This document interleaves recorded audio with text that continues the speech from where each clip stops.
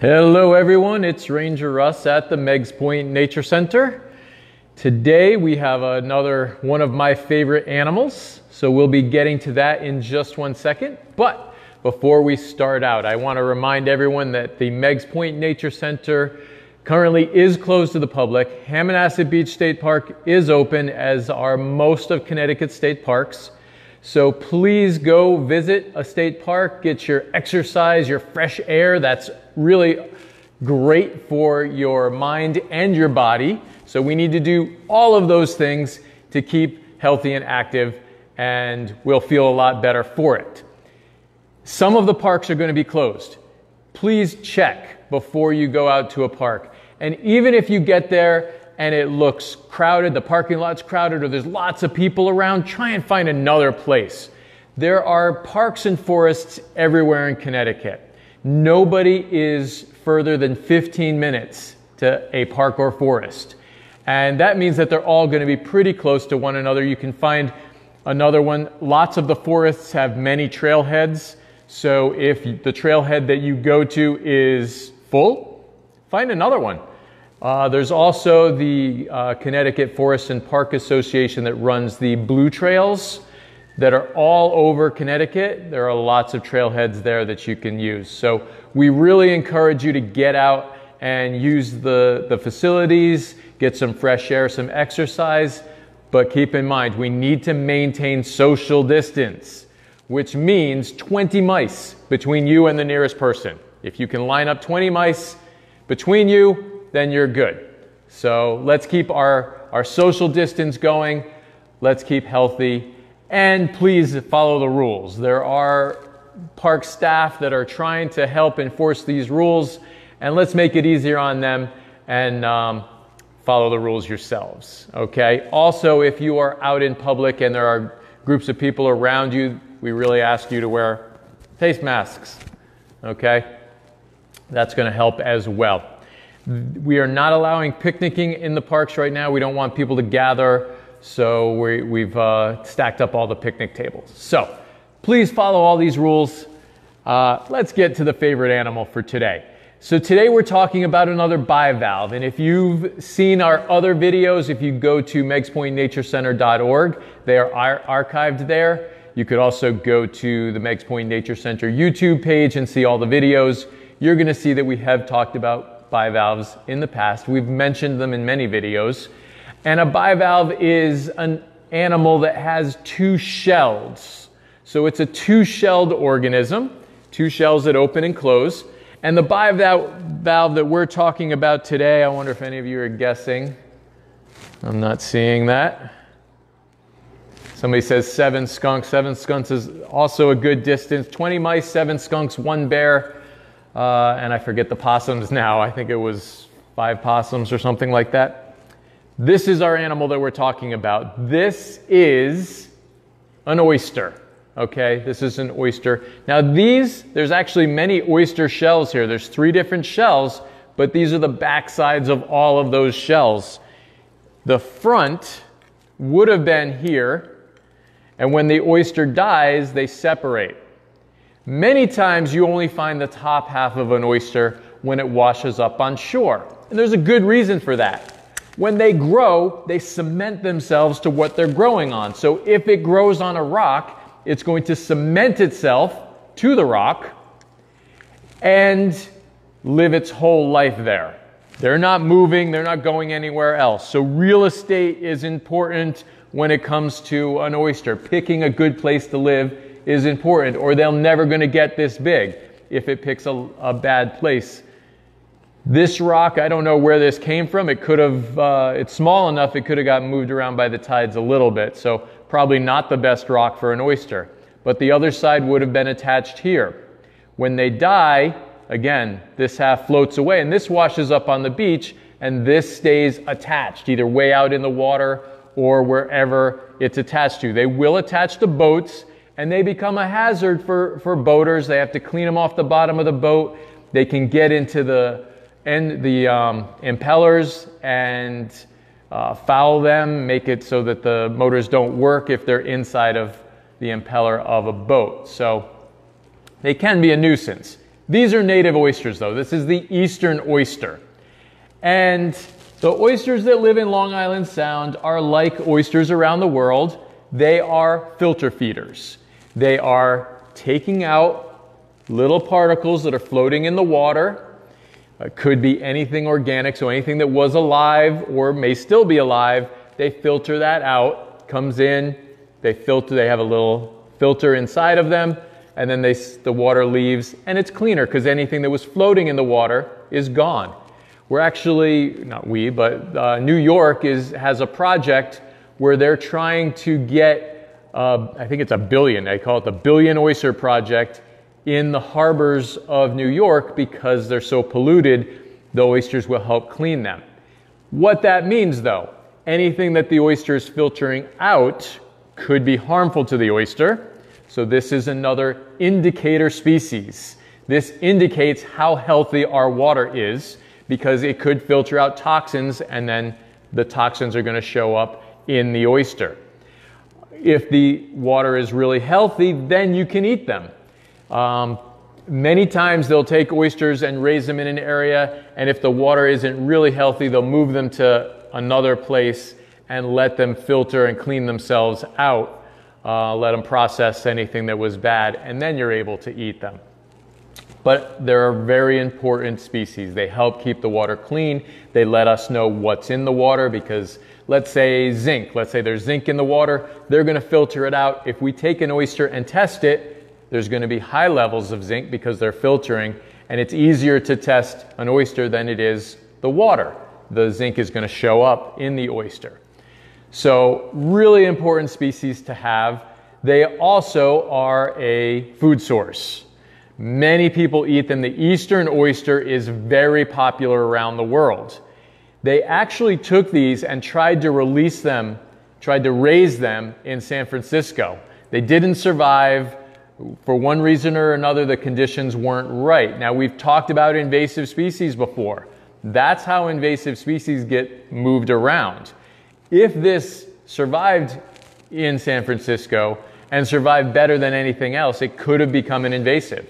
If it was able to survive and they could raise it, but it wasn't able to spread on its own, then it would be a non-native. So the oysters here, really popular. People like to eat them all around the world.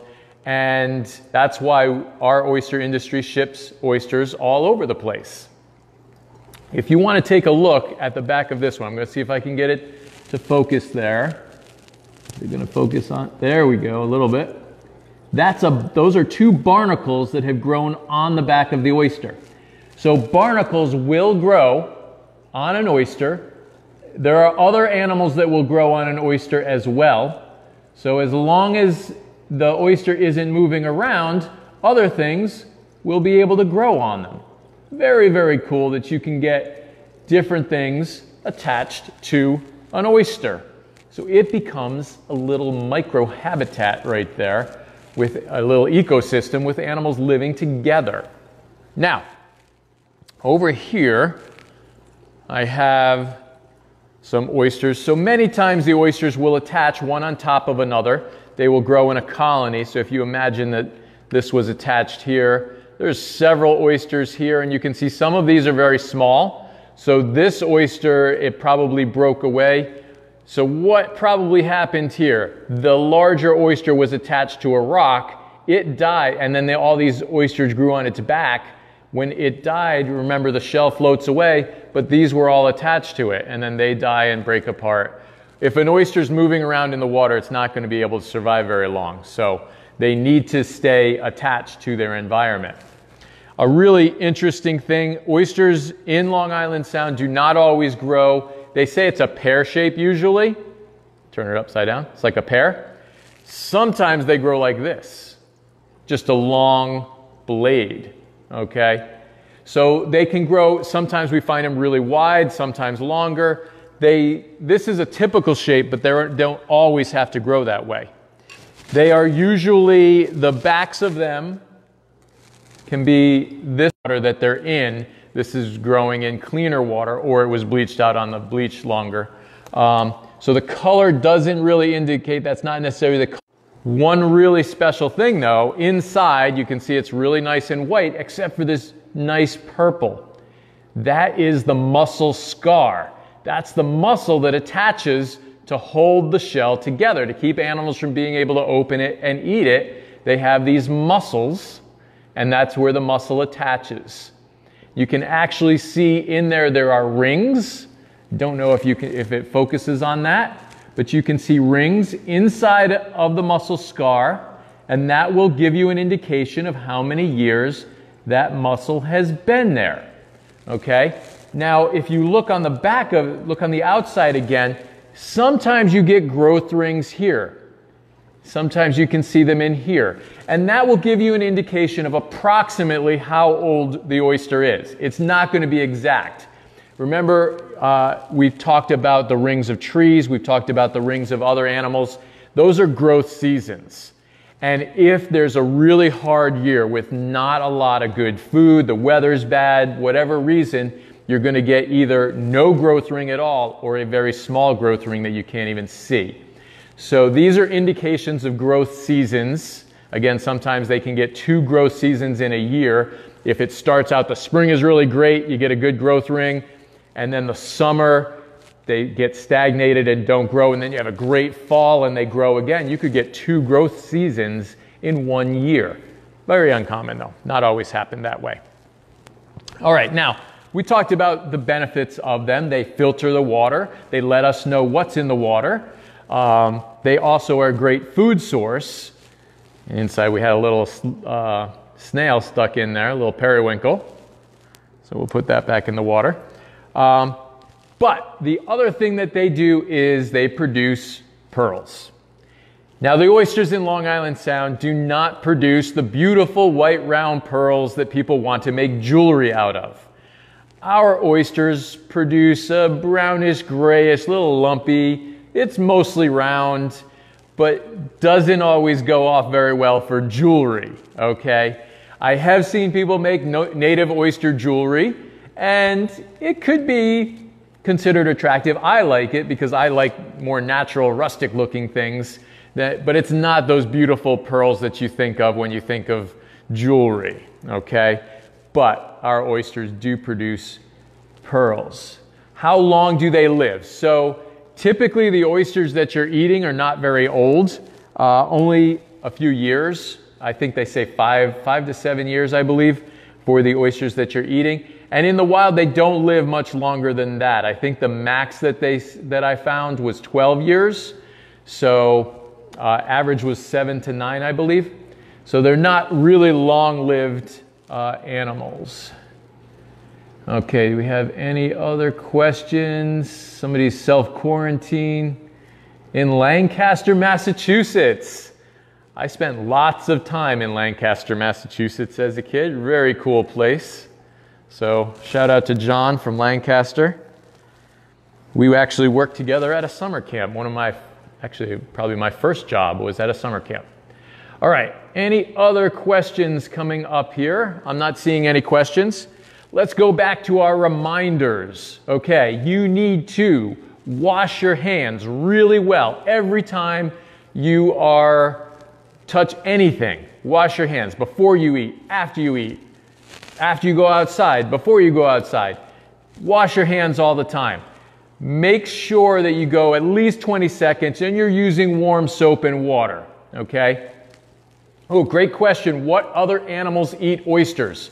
The main other prey on oysters are lobsters and larger crustaceans. So the larger crabs and the oyster and the lobster will eat them. As babies, they're planktonic, they're floating around in the water, they get filtered out there. Everything likes to eat a baby oyster. But when they're bigger, they will be eaten by the larger crustaceans. Somebody says, how many turtles make 6 feet? It depends on the turtle. If you're looking at a leatherback sea turtle, which is the largest turtle in the world, only one, because they're 8 feet long. But we'll do a turtle one. I'll look up, we'll get some specific turtle species and we'll do a turtle one. Maybe box turtles would be a cool one. Okay, The other things you need to continue to do: cover your face when you're out in public. Okay, it's really hard for me to talk with this on for you. There we go. Keep your social distance. Don't touch your face. Really important one. Do not touch your face. Even if you're washing your hands, you still don't want to touch your face. Somebody asked what type of oyster makes the pretty pearls. Those are usually, I believe, the Mediterranean oysters or the South Pacific oysters. And doing a little bit of research before this, I found that they're not actually true oysters. I believe that they may be in the clam family. So not a true oyster that makes that beautiful pearl. Any other questions? All right, did I miss anything with our reminders of social distance? I don't think so. I think we got all of them. Remember, we have a virtual learning center. All the stuff that we're putting up, we have some great stuff, and a lot of things were added yesterday. There are some word searches, mazes. I haven't even done all the mazes yet, so I love a good maze. I'm going to have to do all the mazes. Haven't done them all yet. Keep checking the website, meigspointnaturecenter.org. Lots of great material on there. If you have anything to add, I would love pictures, letters, comments, anything. You can send it to us on our website. Continue to comment. If you're watching this video after the fact, please continue to write the comments. We take a look at them. And I'm reading some questions. Are they harvested near the shore, or do people something for them? They are usually harvested near the shore. You can actually go out into mud flats and harvest them wading, but farmers will put them out and raise them. Do they have live babies? So they lay eggs. The eggs are fertilized and hatched in the water column, and then they swim around until they find a place to attach themselves permanently. How many babies are eggs? Thousands. Thousands and thousands. Tens of thousands of eggs are laid. And again, not all of them are going to attach because so many things like to eat them. Like many of the animals that start out very small, there are lots of things that like to eat them. So not all of them are able to attach to wherever they're going to grow permanently. So you can see this rock, this one's grown on. Typically you're going to find them on a larger rock than this, but that's a pretty large, this oyster is almost the size of the rock, which isn't going to be a good thing because the water is going to start to push on it and may be able to move it around. So any other questions? Now, we're doing a very special thing this afternoon. We're changing our schedule around a little bit because I have some things that I have to do tomorrow. Tomorrow we have a really special show. We're going to be having John Himmelman's reading his book. We're going to do the frog book, the frog song book. So I'm changing things around. Tomorrow we're going to do an animal in the morning. We're going to do a frog. Really special, one of my favorite frogs of all time. This is going to be really fantastic. Then you get to see him at 2 o'clock do his video. Today at 2 o'clock, I'm going to do my park visit. So I'm going to be on the road. I'm going to visit Devil's Hop Yard State Park. Awesome park. I'm really excited to go there. If you haven't been to Devil's Hop Yard, you're going to love it because it is absolutely gorgeous. You're going to be blown away when you see what I'm going to show you at Devil's Hop Yard. So really exciting. Make sure you go visit. 2 o'clock, I'll be at Devil's Hop Yard. Tomorrow we'll be doing a very special frog at 11 o'clock. And then John Himmelman, fantastic author, really great guy. He's fun to listen to. So I'm really excited for you to get to see these. Are they under the sand or on top? So the oysters are not going to want to be attached to sand. Sand is a very light substrate. They're not going to be able to stay permanently if they attach to it, so they can't attach to sand. They have to attach to something more permanent than sand. All right. So again, this afternoon at 2 o'clock, Devil's Hop Yard. Very excited to go out there. I haven't been there in a few years. It's been a few years since I visited Devil's Hop Yard, so I'm really excited to show you. It's one of my favorite places to visit. If nobody has any other questions, and I'm not seeing any other questions right now, I'm going to sign off. Thank you for watching. Again, I am Ranger Russ at the Meigs Point Nature Center, and I have to reach over here to turn it off. See you all this afternoon.